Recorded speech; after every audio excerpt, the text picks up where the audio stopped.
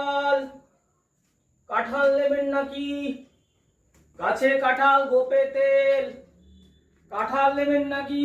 শেষ সেলে দিবানা, একটাই কাঁঠাল আছে। দিদিরা দাদারা কাঁঠাল নেবেন নাকি?